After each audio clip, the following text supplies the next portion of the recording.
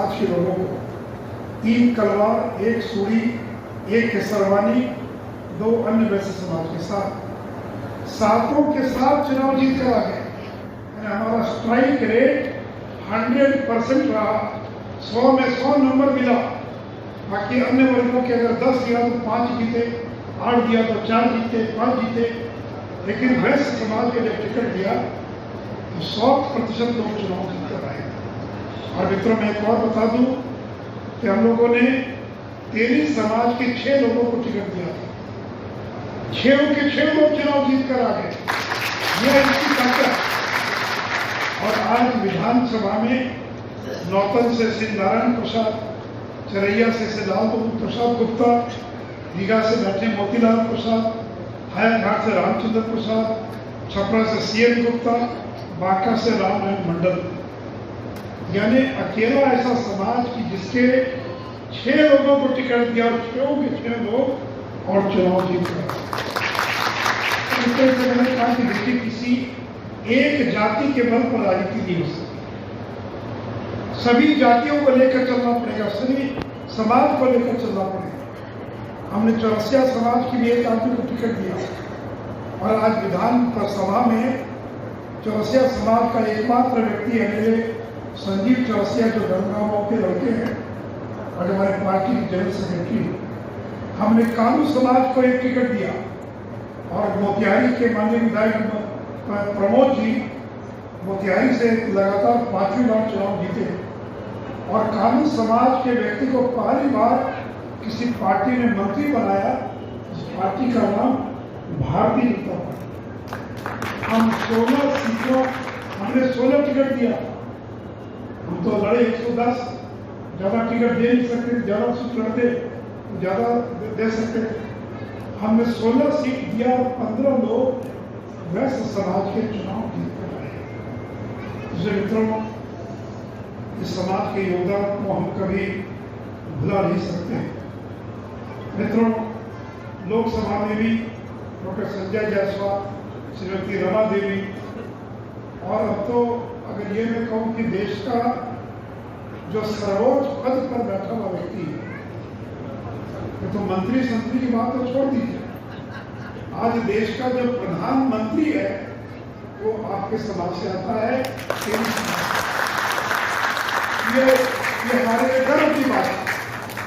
लेकिन उन्होंने कभी किसी समाज का भेदभाव नहीं किया। मैं अगर किसी समाज से आता हूं, उसका मतलब ये नहीं है कि हम दूसरे समाज की उपेक्षा करें।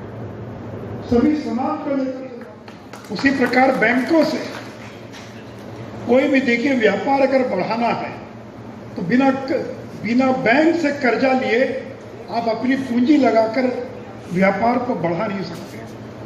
आज टाटा, बिरला जितने बड़े बड़े उद्योगपति हैं, अरबों खरबों का बैंकों से कर्ज लेते हैं, तब व्यापार करते हैं। छोटे व्यापारी को कोई बैंक कर्ज नहीं देता है, दौड़ते रहते हैं।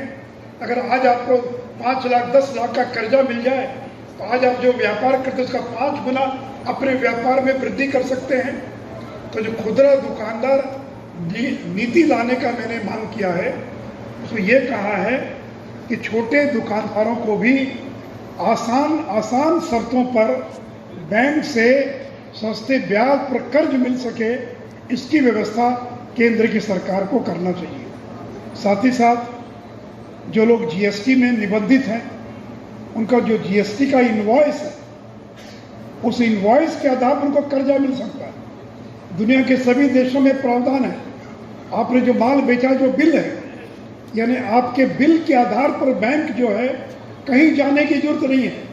अपना बिल केवल लोड कर दीजिए अपने साइट पर, उस बिल को देखकर बैंक आपको कर्जा दे देगा।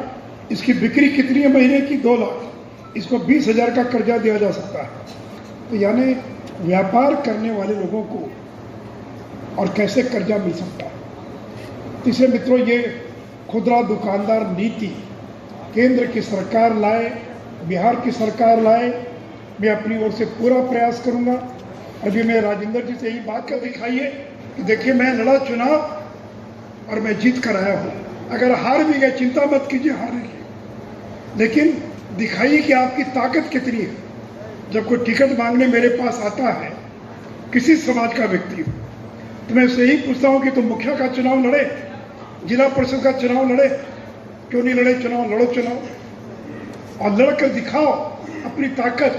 तो कल पार्टी आपको एमएलए का भी टिकट देगी, एमपी का भी टिकट देगी, तो अपनी ताकत दिखाइए। जैसे नगर निकाय का जो चुनाव आ रहा है उसमें मैं आपसे अपील करूंगा कि अच्छी संख्या में लोग चुनाव लड़ें और जीत कर आएँ।